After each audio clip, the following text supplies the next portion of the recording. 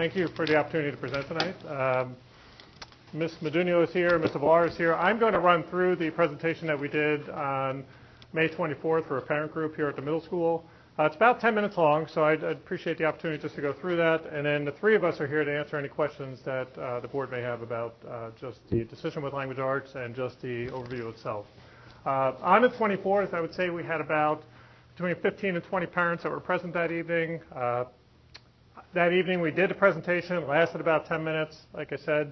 And then we had probably about an hour and 10-minute discussion after that. It was a very good discussion. There were lots of good questions that were asked, clarification that was offered for parents. And I think people felt at the end of it that the decision was something that they understood and were able to, at least in their mind, understand the way the program would operate and the way that it would flow as well. So it was a positive experience, I think, for everybody that was involved with that. That evening, we did focus on these categories in terms of the agenda. So we have slides that address each one of these points. The idea, again, of what the decision was, an overview of the language arts program itself and the philosophy behind the program. So I'll talk a little bit about that tonight as well. And then looking forward also at the high school and what the high school's expectations are.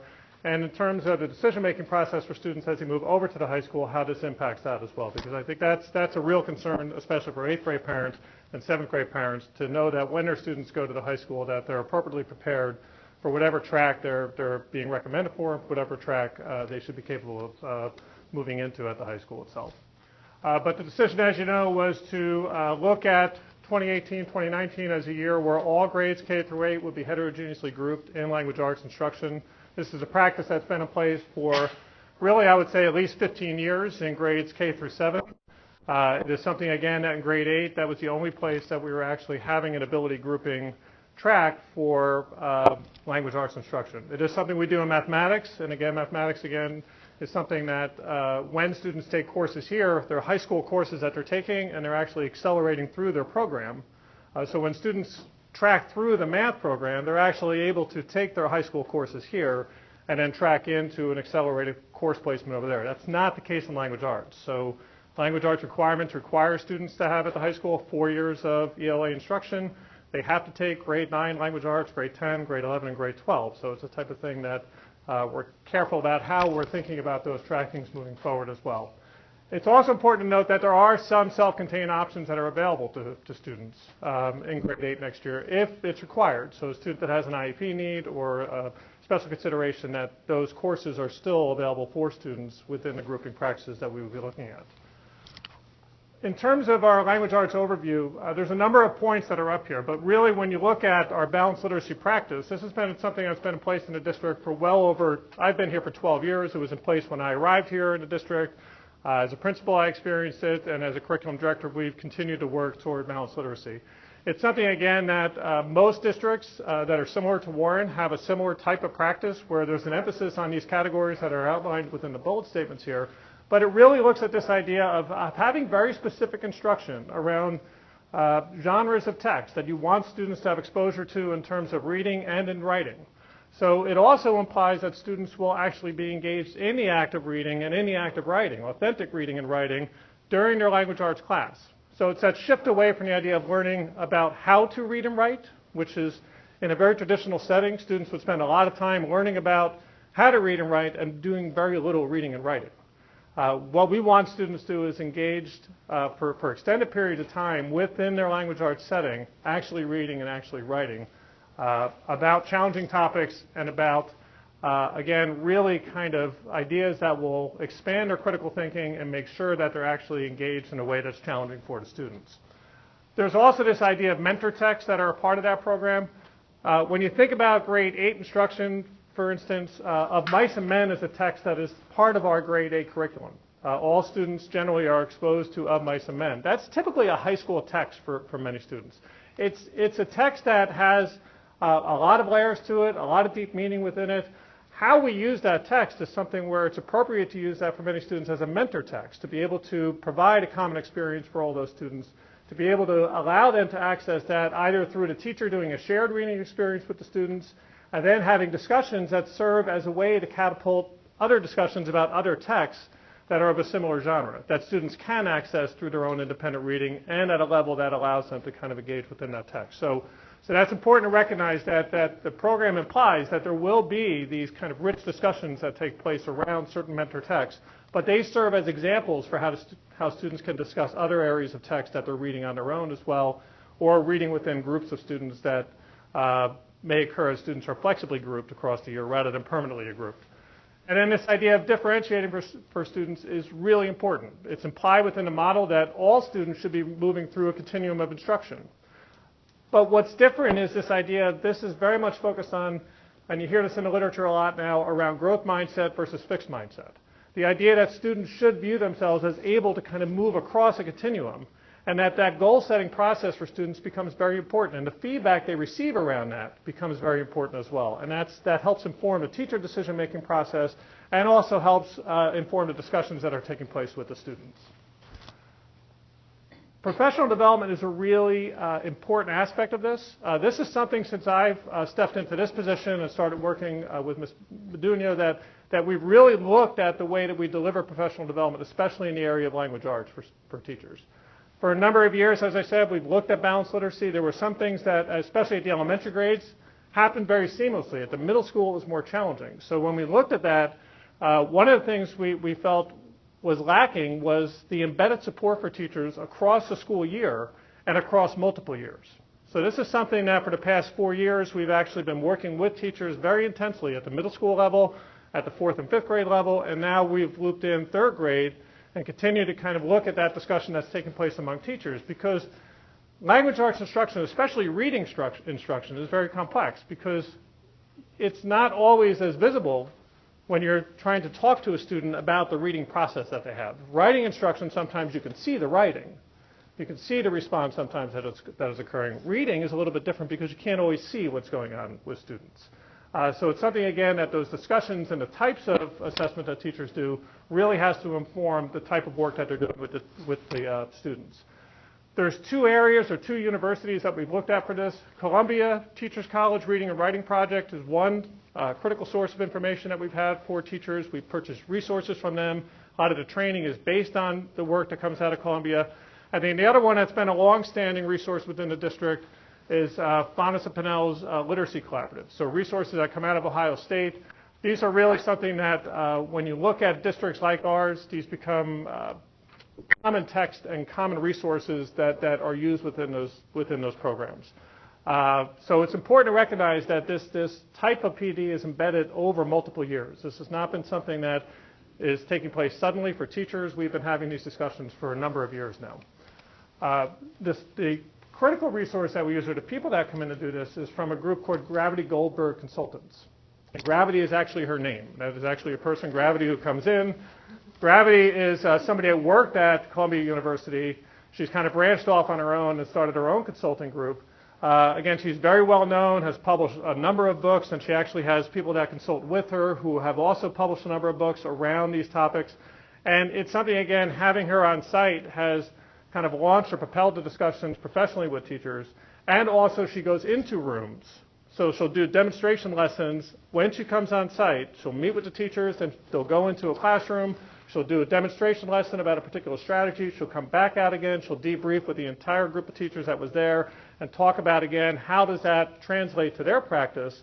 And then the great thing is she's back again in another 5 weeks or 6 weeks to continue that discussion with teachers. So it's kind of tending that over the course of the year and tending that over multiple years as well. So it's been a very effective practice, I think, in terms of supporting the teachers and working with the teachers so they feel comfortable with the types of strategies that are suggested within a balanced literacy program.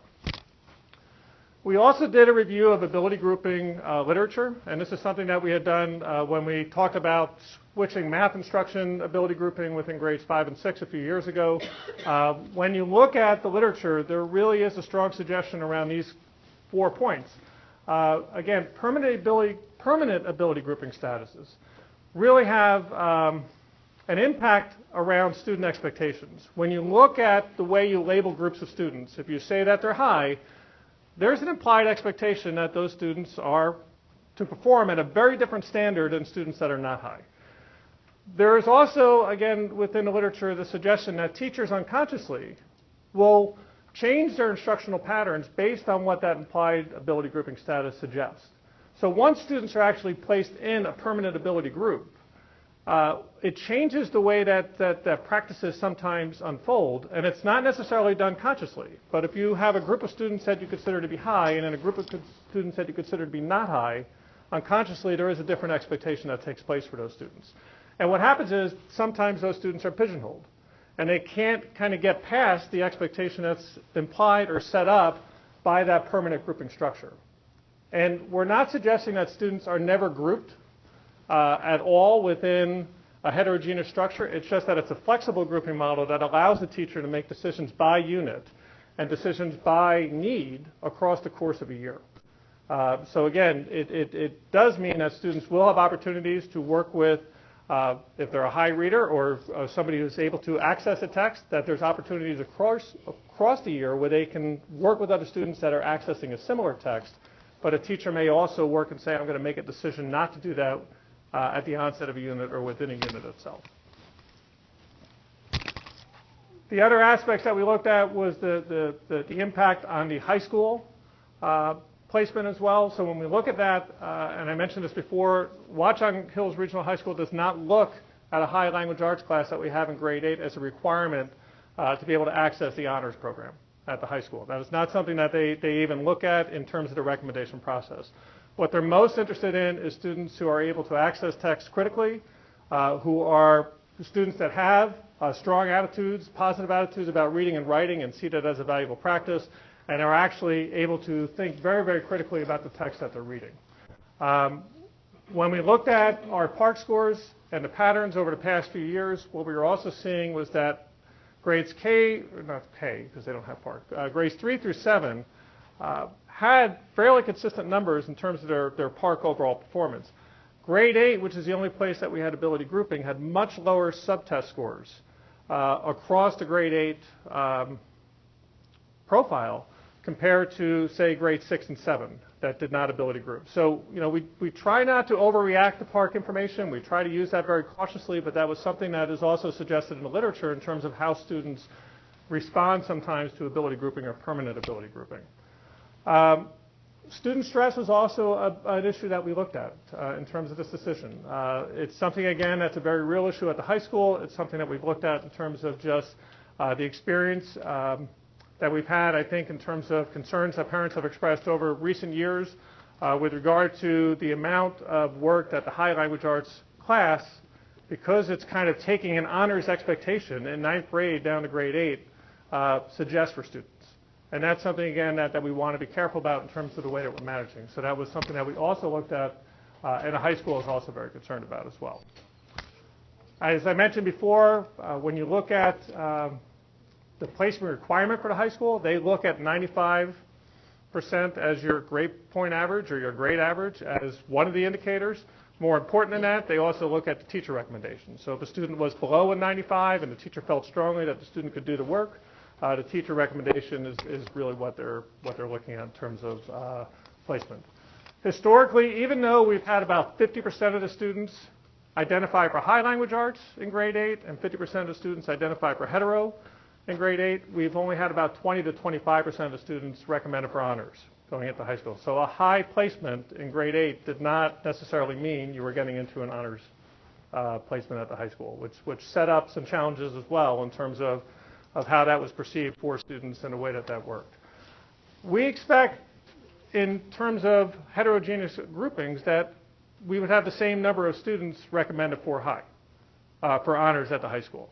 We don't anticipate that number is going to drop. When we talked with the teachers about it, they also felt that would stay consistent because, again, those students who tend to be really strong readers and writers are going to remain very strong readers and writers. What we look for is those students that sometimes could be pushed more, have that opportunity to actually get past the idea that they're not a high student necessarily, and kind of work that through in terms of that expectation for the students. So that's something in terms of the discussions with teachers that we had a lot of discussion this year around. The other two things that we're looking at is the cycles in the enrichment program. We did add a cycle this year as an elective for students in grade 8, which is going to be a TED Talk elective, which is actually being taught by one of the language arts teachers. She will actually provide that as an option for students. Students do not have to take that, but if they're really inclined to do something that is more language arts based, that's a cycle that they could take. And it's something, again, that we expect is going to be very exciting for students, going to be very challenging for students, and going to require a lot of language arts applications within that cycle. We're also looking at the types of enrichment opportunities that are provided for students because we had this kind of ability grouping practice that was taking place. It was almost like we didn't focus as much on other types of enrichment that could occur for students. I think it's a shift in focus for us to be able to say, if we're not doing the ability grouping that's taking place in grade 8, that we look at the other types of experiences that students may have. So the idea of a newspaper is something that's currently a cycle, but that's being removed as a cycle to make room for TED Talk right now. But it's something we would want to continue as an opportunity for students, as an enrichment opportunity that's provided for them.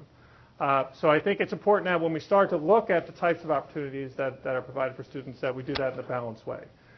It also implies, from our perspective, that students in social studies and in science are not ability grouped. So it's kind of looking at those areas too and the practices that we have in there. Like this year we're looking at our social studies curriculum very carefully, and we're going to be reviewing that. How we actually kind of work with students within the social studies curriculum needs to support what's also happening in the language arts curriculum. And I think those practices have to be similar across both of those disciplines, and looking at it more as a multidisciplinary approach rather than just a focus around language arts as well. So this was a summary of the letter that was sent out to the parents about 2 weeks ago around the shift in language arts instruction. I won't reread every single one of these points, but again, this is really what was summarized within this presentation that I made to the parents as well, and also to the recommendation document that we discussed at the curriculum committee. Kind of looking at those areas of student stress, looking at the areas, again, of opportunities for enrichment beyond just a language arts program for students, and really looking at, again, the idea that we want to be able to prepare all of our students for appropriate placement at the high school. And that's really what the goal is, to do it in a way that's challenging for students. And when we discussed this the other night, what came out very clearly for parents is that distinction between challenge and stress, and the importance between understanding that challenge doesn't have to necessarily lead to high stress, but we want high challenge for students. What we want to do is kind of present that to students in a way that enables them to, in a developmentally appropriate way, manage that and prepare them for the next steps in high school.